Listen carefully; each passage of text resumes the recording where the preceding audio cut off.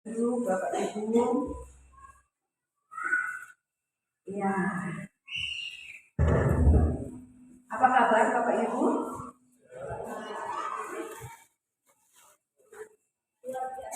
Luar biasa.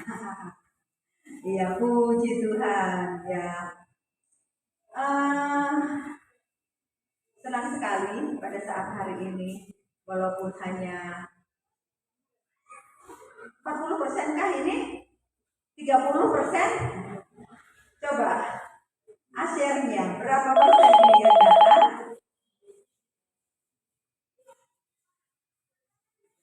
Berapa persen, men? Hampir 30. Astagfirullahaladzim.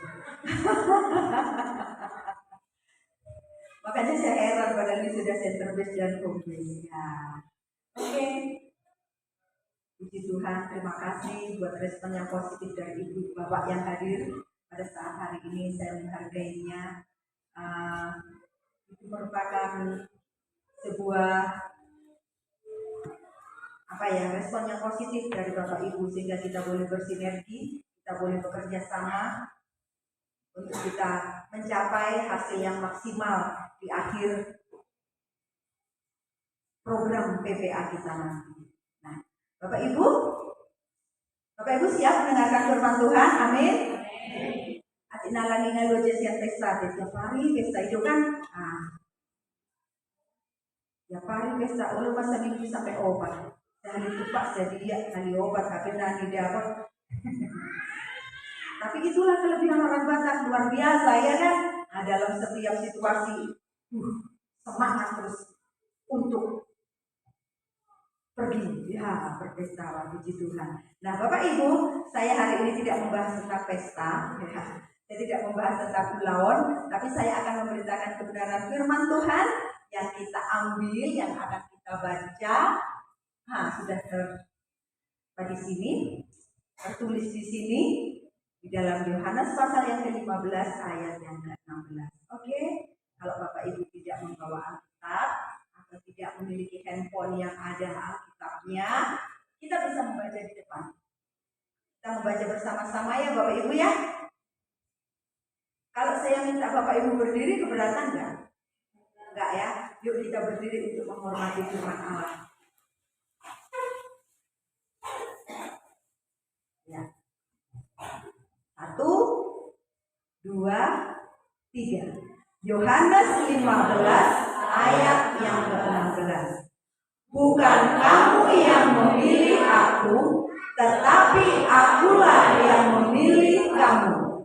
Dan aku telah menetapkan kamu supaya kamu pergi dan menghasilkan buah, dan buahmu itu tetap, supaya apa yang kamu minta kepada Bapa dalam namaku diberikannya kepadamu. Amin. Terima kasih. Silakan duduk kembali.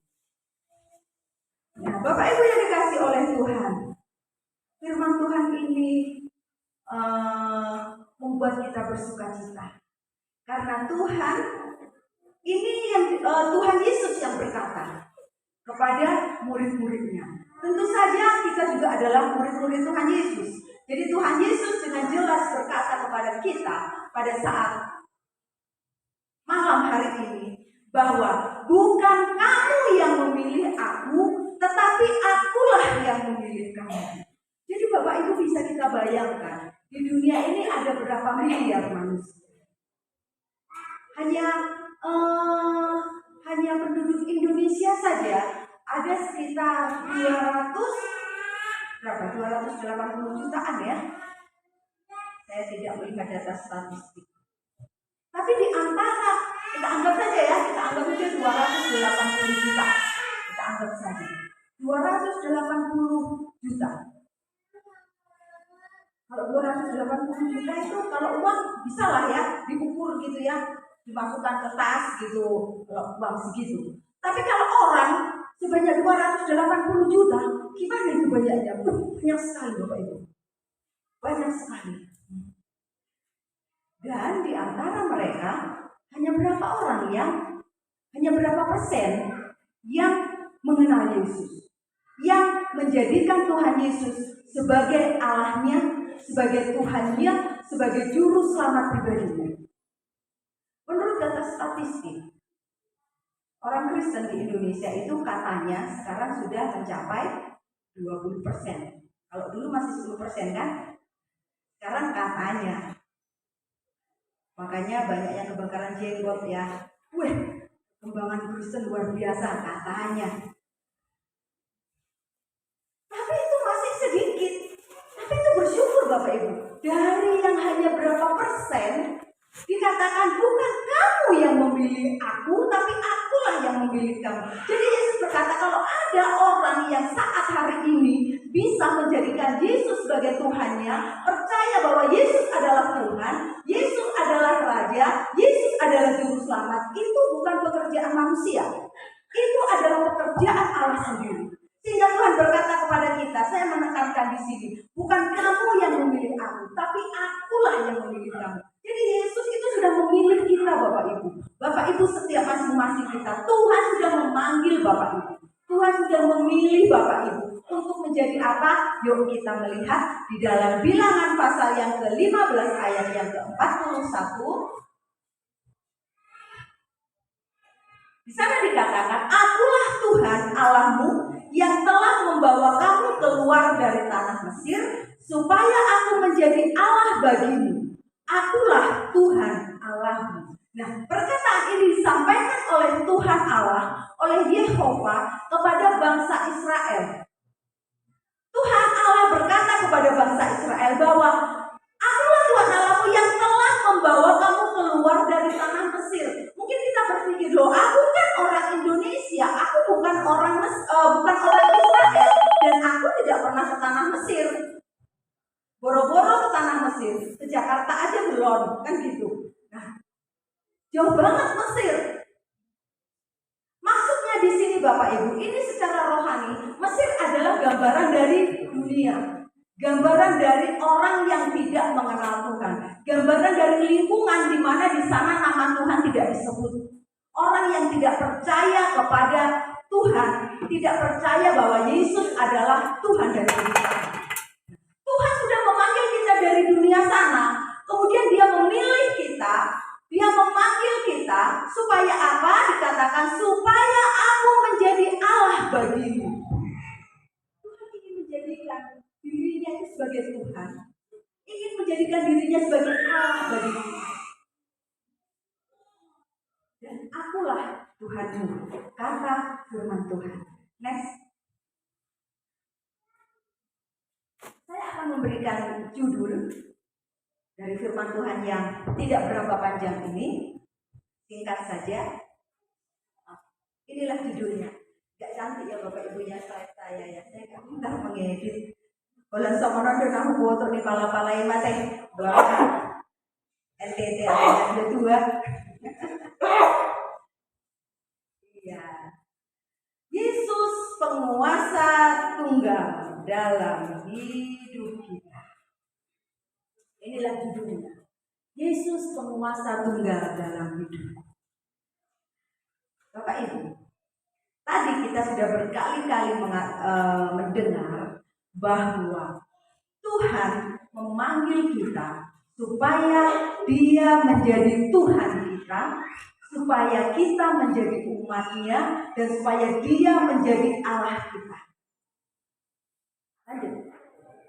Apa sih maksudnya Tuhan ini? Nah, di sini berkali-kali tadi saya katakan Tuhan mau menjadikan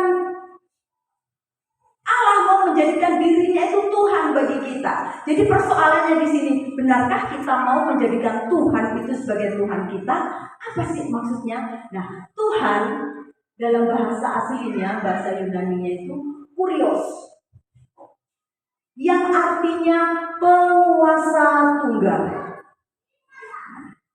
Penguasa tunggal, kalau kita bilang Dewataku do rajaku ganu pariganu tan, ya kan?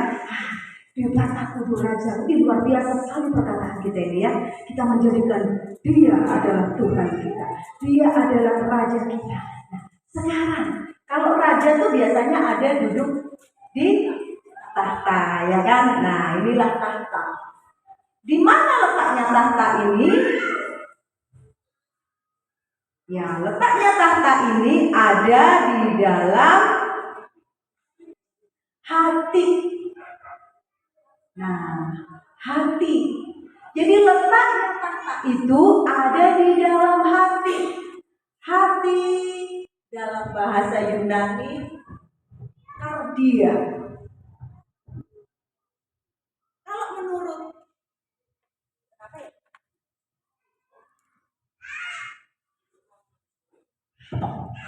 Kalau menurut anatomi tubuh, biasanya orang bilang hati itu di sini, ya kan? Kalau anatomi tubuh ini namanya, kalau di sini itu ada jantung, ada liver. Apakah jantung mengendalikan pikiran manusia? Tidak. Jantung itu fungsinya untuk memompa darah, sehingga darah manusia itu bisa mengalir ke seluruh tubuh. Jadi bukan jantung, maksudnya hati di sini. Atau bukan juga di sini liver. Liver juga tidak berfungsi untuk merasakan, memiliki perasaan, mengatur kehendak manusia, tidak. Jadi maksudnya di sini itu apa? Bapak Ibu, kalau menurut anatomi tubuh, harusnya saya bikin tadi ya. Anatomi tubuh itu yang mengendalikan pikiran, perasaan itu ada di otak. Otak itu ada di antara telinga ini ya, tulang-tulang telinga ini. Jadi disinilah Bapak Ibu, disinilah otak. Disinilah yang mengendalikan seluruh tubuh manusia. Semuanya kendalinya di sini. Jadi perlu dijaga ya. Kalau anak-anak kita jatuh, jangan sampai jatuhnya kena ke kepala. Kalau di sini masih mending. Tapi kalau jatuhnya sampai di sini, aduh, dijaga anak-anaknya. Nah, jadi di sini kardia, maksudnya ini hati. Nah, balikan. Di sini dikatakan hati atau kardia ini yaitu sebagai tempat tumpuan perasaan dan kehendak. Jadi artinya Tuhan itu ingin bertahta di mana? Di perasaan dan kehendak. Tuhan ingin menguasai perasaan kita. Bukankah kita yang kita lakukan sehari-hari, terutama ibu-ibu nih, wanita itu lebih cenderung otak kanannya yang bermain, otak kanannya yang kuat. Di sanalah perasaannya bermain. Sedih, nah rasa apa lagi? Senang, ya kan? Nah, terus apa lagi? Khawatir, apa lagi? Takut, apa lagi? Bimbang. Takut, khawatir, bimbang hampir sama. Apalagi banyak kali perasaan yang berkecamuk. Nah, Tuhan ingin mengendalikan perasaan kita, Bapak Ibu. Bagaimana caranya kita Tuhan mengendalikan perasaan kita? Nah, di sanalah letaknya, Bapak Ibu. Seringkali kita tidak mengizinkan Allah itu bertahta di sini. Di dalam hati kita yang merupakan tumpuan daripada perasaan dan kehendak. Lebih banyak karena perasaan kita lah yang bermain, maka kita melakukan segala sesuatu sesuai dengan perasaan kita. Misalnya, kalau kita menghadapi suatu kesukaran, ketika kita menghadapi sebuah kesukaran, yang bermain di sana apa? Yang kuat apa? Perasaan apa? Sedih, marah, khawatir, takut. Padahal Tuhan berkata, jangan takut sebab aku ini Allahmu. Jangan khawatir sebab aku menyertai engkau. Harusnya itu Bapak Ibu yang menguasai. Tuhan mau di sini. Kalau Tuhan bertahta di sini, perasaan kita itu tidak dipengaruhi oleh keadaan, tidak dipengaruhi oleh situasi,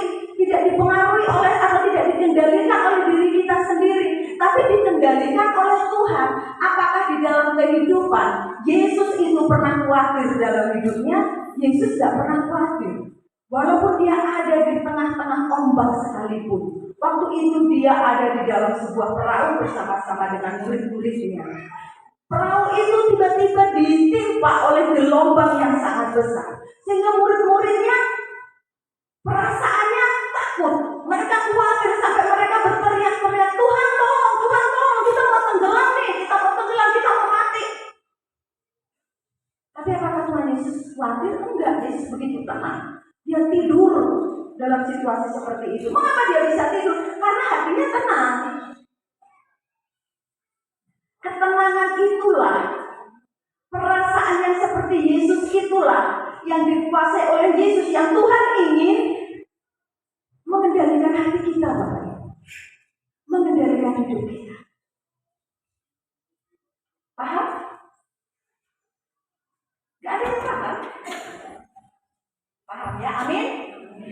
Amin. Nah, itu maksudnya di sini. Jadi Tuhan ingin menjadi penguasa. Penguasa di mana? Di perasaan kita. Kalau kita marah, firman Tuhan berkata apa? Janganlah sampai matahari terbenam. Jadi artinya marahnya jangan lama-lama.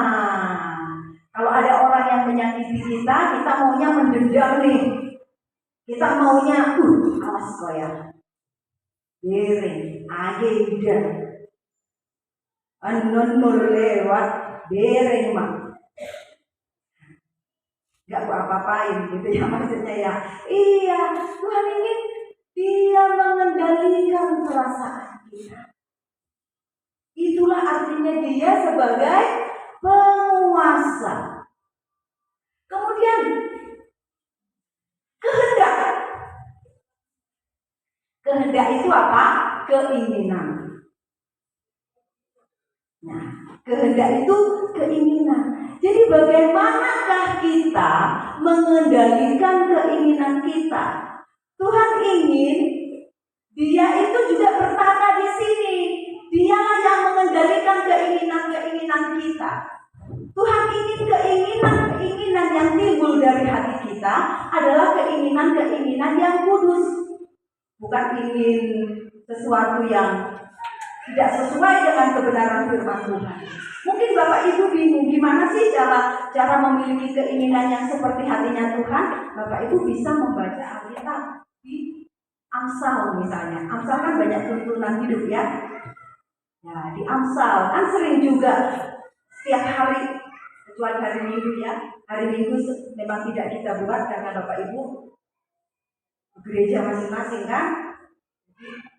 Firman yang dari gereja itu menjadi perenungan bagi kita. Itulah yang menjadi penuntun bagi kita, sehingga kehendak kita, tingkah laku kita, kan tingkah laku itu didasari oleh kehendak ya. Kita tidak mungkin melakukan sesuatu tanpa diproses dahulu oleh otak kita, tanpa diproses dulu oleh hati kita, dan yang akhirnya itu menimbulkan keinginan, dan keinginan itu kita buahi menjadi perbuatan. Sehingga Bapak Ibu, disinilah letak Allah ingin bertahta dalam hidup kita. Jadi hal ini sesungguhnya menunjukkan kepada kita bahwa hati apakah dia berarti manusia dalam segala keutuhannya. Jadi artinya manusia secara utuh ini itulah dia.